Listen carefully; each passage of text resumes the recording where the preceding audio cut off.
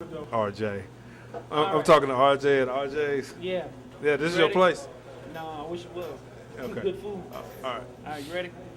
I'm ready. Let's go. All right, Coach. Thank you for coming out and joining us today at the lunch with Monty Coleman.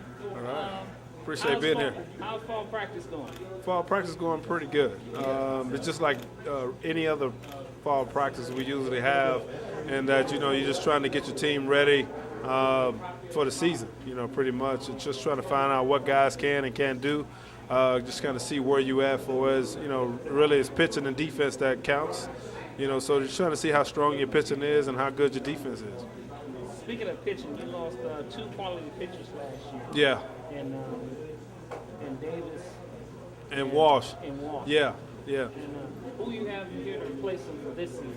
Well, it's hard to replace a guy that was a top 10 round draft pick in Davis, and then Walsh was his 21st round draft pick. So you can't really replace those guys. But one thing we did do is we went out and created more depth, and that's what you really like to do. And I like to think that because of the depth, this pitching staff is a lot deeper and it's a lot better than even last year's staff.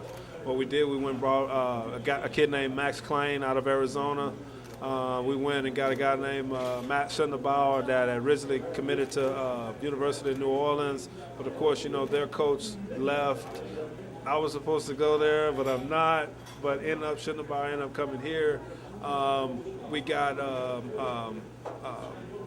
a kid named C.J. Lewington out of Canada, which he went over to the Alaska League, and he posted a I think it was like a 2.43 ERA. And Alaska is the third best summer collegiate league in the country. So he went over there. He done a good job. We get Skylar Henson back, which he'll be a senior this year that he redshirted last year. That adds depth to our staff. And then we got Jeremiah Frickarora, which returns as a closer. He's been mid-90s this fall. So we look forward to the team that we got and the pitching staff. Talk about the young kids you had last year, how that year experience from last year is going to help you for this season. Well, it helps them out tremendously. I mean, it gives them an opportunity to kind of know, how we run our program, because everything we do, we call it the process. Everything is a process, and having guys in your program that learn and know the process makes it easier for the new guys coming in, because they're able to go out and teach them. So, with a lot of guys like that returning, that helps us, one, with our depth, because what we did was, to be honest with you, I always tell my players, it's my job to replace you, and it's your job to keep your job. So we got a lot of guys that came in this year that has taken jobs from guys that started last year. So it's pretty exciting, but at the same time, I guess for those guys that are losing their spot, they have to learn to play a role. Well, what's the difference between last year's team and this year's team? This year's team is a lot deeper, is more talented. Last year's team knew how to play together. They knew how to win. So that's the common ingredient being in a restaurant, that we're trying to get with the fall practice. Can we get this team to, one, everybody fall into their roles, and two, learn how to win? Because that was the big niche of last year's team. They knew how to find a way to win no matter who we played. This team being deeper and more talented, odds are, yeah, but can they do it? And we'll find that out in the spring once the games start. Because right now in the fall, everybody gets to play, so everybody's happy right now, and we look really good. So, but in the spring, once you put out that starting lineup, can those guys fall into a role and wait their turn to help us win? How long have you been officiating with the game of baseball? Oh, all my life. I've been affiliated with baseball probably since the age of 3. My grandfather introduced me to baseball, sitting on the couch watching the Dodgers. He's a Dodger fan. So, that's how I got introduced to baseball. And it was just one of those things in Pine Bluff, you have to learn how to play every sport. When I was coming up, it wasn't no specializing. And the only way I was talking to actually my buddy Basil Shabazz the other night, and the only way you considered a great athlete in Pine Bluff is you got to be a multi-sport athlete. So when we came up, that's what we did. We played football, we played basketball, we played baseball. And then for me, I fell in love with the sport after I figured out that I could get drafted. But before then, I was just a football player. You know, I love football and I play basketball, but when scouts start coming around at 15 saying, hey, you got a chance to get drafted, that's when I really start to pick the game up. And then obviously, you know, it has really been, has done well by me and my family. So. Who are some of the role models you had to model your game after growing up? Joe Carter. Joe Carter was my guy when I was coming up. I mean, he was the guy that I think that for his body build, swing type, you know, how he played the outfield, Joe Carter was the guy. You know, he hit the walk-off home run, I think it was in 1993 when the Blue Jays won the World Series. Coincidentally, that was the same year that Cito Gast had been the first black manager ever won a World Series. You know, so here I am so many years later trying to do the same thing, but from an HBCU to take a team to Omaha. And if we can keep on building the program and getting the scholarships up and raising more money for the stadium to get it better, we have a chance to make the Omaha as well. And then maybe I can be one of the first African-American head coaches to win a regional, win a super regional, and take a team to the World Series.